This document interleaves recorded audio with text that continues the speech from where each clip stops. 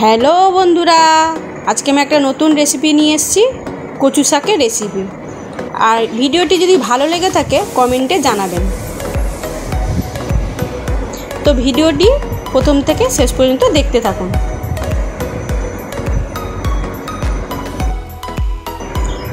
কচু শাকটা আমি কেটে নিয়েছি আর নুন হলুদ দিয়ে সিদ্ধ করেছি, সঙ্গে ছোলা দিয়েছি, নিয়ে জল চিপে নিয়েছি। মাছের ডিম নিয়েছি, ভেজে রেখেছিলাম নুন হলুদ দিয়ে। শুকনো লঙ্কা, কালো জিরে, তেজপাতা, সাদা জিরে ফোড়নে দেব। পেঁয়াজ দুটো বড় বড়, বেশ খানিকটা রসুন থেতো আর কাঁচা লঙ্কা। এবার কড়াইতে আমি তেল দিয়ে দিলাম পরিমাণ মতো। কচু শাকে একটু বেশি তেল দিলে ভালো হয় রান্নাটা। এবার আমি ফোড়নটা দিয়ে দেব, শুকনো লঙ্কা, জিরে, তেজপাতা।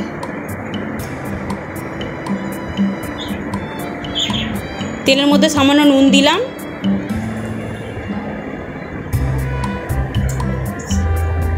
একটু হলুদ দিলাম, দিয়ে পেঁয়াজ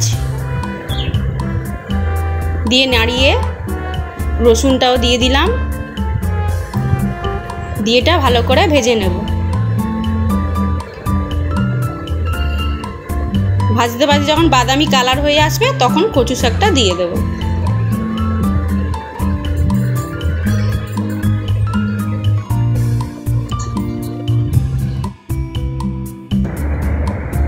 প্রায় ভাজা হয়ে গেছে, এবার আমি কচু শাকটা দিয়ে দিলাম। এটা আমি তিন রকমের কচু নিয়েছি, মানে কালো কচু, ছোলা কচু আর কচুর একটু গোড়া, তিনটেকেই নিয়েছিলাম, নিয়ে সিদ্ধ করেছিলাম। এই কচুটা খুব টেস্টি, খুব ভালো লাগে খেতে। আমি আগেও করেছি, তাই ভাবলাম আপনাদের সঙ্গে একটু শেয়ার করি। এবার মাছের ডিমটা দিয়ে দিলাম ভাজতে ভাজতে। এটা দিয়েও আমি ভাজতে থাকবো। এবার হলুদ দিলাম কিছুটা, পরিমাণ মতো আর কি।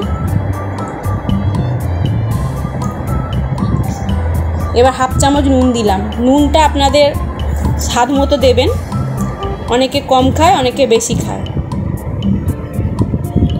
চিনি দিলাম 2 চামচ। আর আমি সিদ্ধর সময় নুন হলুদ দিয়ে সিদ্ধ করেছিলাম।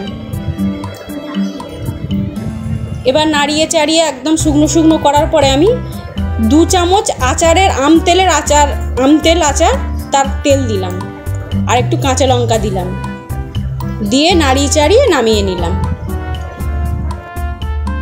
রান্নাটা প্রায় আমার কমপ্লিট, আমি এবার তুলে নেব। তো আজকের মতন ভিডিওটা এখানেই শেষ হলো। ভিডিওটা ভালো লেগে থাকলে অবশ্যই লাইক কমেন্ট এবং সাবস্ক্রাইব করতে ভুলবেন। আর ভিডিওটি প্রথম থেকে শেষ অবধি দেখার জন্য অসংখ্য ধন্যবাদ। আর এই রান্নাটা কিন্তু একবার হলেও আপনারা ট্রাই করে দেখবেন। তো টাটা বন্ধুরা।